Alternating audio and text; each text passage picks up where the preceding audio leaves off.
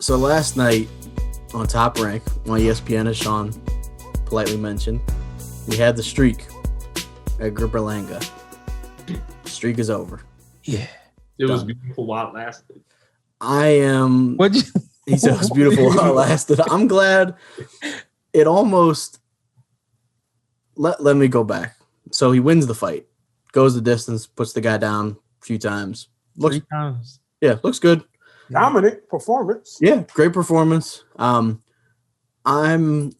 glad the streak is over, just because I think it had him pigeonholed as like kind of there was this one thing about him. Like it was like the knockout streak. The only thing I could think of yesterday that reminded me of was Linsanity, where Jeremy Lin's having these great games. Yeah. And it became this huge thing. Hey, Carson, did that annoy you much as it annoyed me?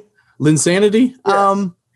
To an extent. I was like, I will go lock this kid up. Well, then the Heat snuffed that out. I love Linsanity. That was this guy. I'm like, what's the Knicks game. So don't say nothing about Linsanity. Meanwhile, I was confused as hell. I was like, what is this Linsanity? but to me, where is he? like Jeremy Lin he had a great early run, but I was like, you're putting too much on it. It became this huge phenomenon, kind of like Tebow to an extent too. Oh, that's another one. Don't start on Tebow. But so with this Berlanga thing, that was all it was. Oh, is the streak going to continue? Is he ready for Canelo? I'm like, dude, like I get it. He has these knockouts, but like he's a great prospect. He's still young. He like we said, dropped the guy multiple times, got the win. But I thought it was a little much for me personally. Now he can actually develop. And not just focus on getting a knockout in the first 3 minutes. He can actually work on things. Yeah. Well, yeah. What do you think about him as a fighter, SP?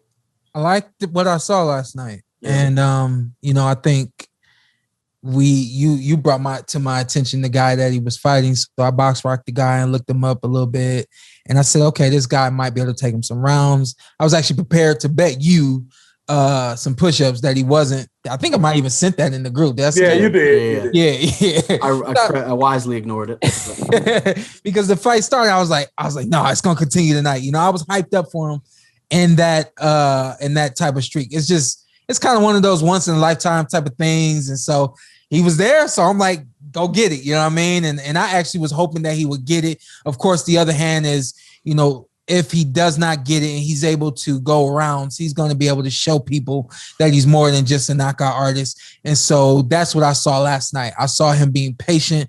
I saw him thinking. I saw him.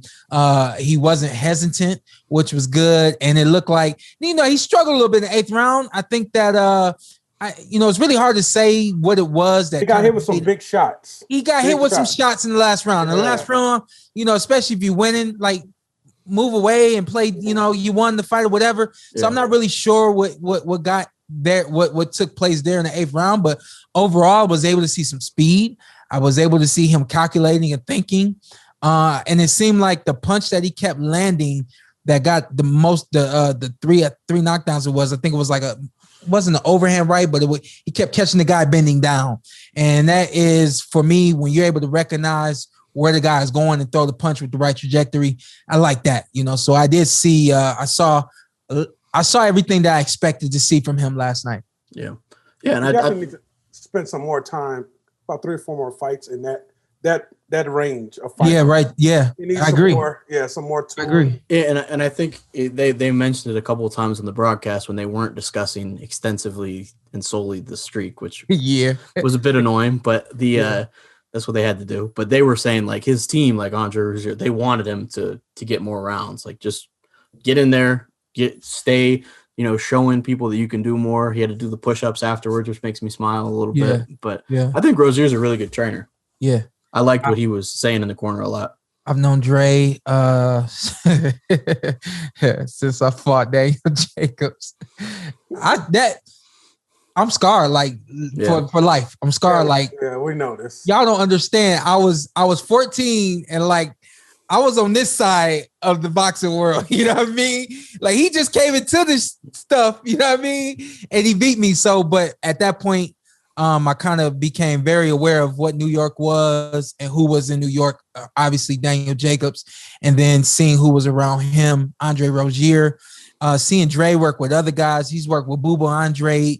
He's worked with a lot of Cincinnati fighters, Luke and all those guys, at different national tournaments, training camps and things like that. So that was, I actually did a interview with the New York Post prior to this fight about Berlanga.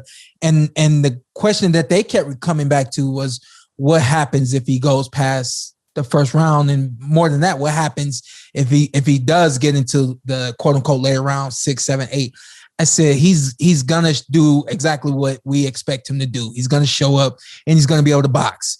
I said, at that point, what I'm going to be looking for is to see where his focus is and see where his integrity is at that point, because every fighter should be at his level, should be ready to go 8 rounds plus. And I think that we saw that he was ready for 8 rounds plus last night, but there was something else that got him a little caught up in the last round. But I told them that he's probably more than anything looking forward to this streak being over.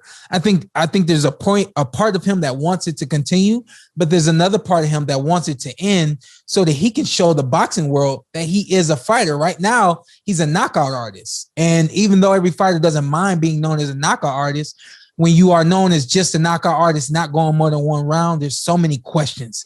And I said, if anything, he's just looking forward to going more than 1 round and people being able to give him credit for more than just knocking people out. And I think that's what's going to happen now. And now he can develop a little more naturally rather than be like this circus act where it's like, hey, the knockout streak, the first round knockout streak. Now he can continue to progress. We saw flaws in his game. He's still a young fighter. But now he'll definitely be able to just develop as he kind of would on a normal course, which I think it kind of reminds me of with Deontay Wilder when he ran into Stavern and he had to go to all the 12 rounds. Mm-hmm.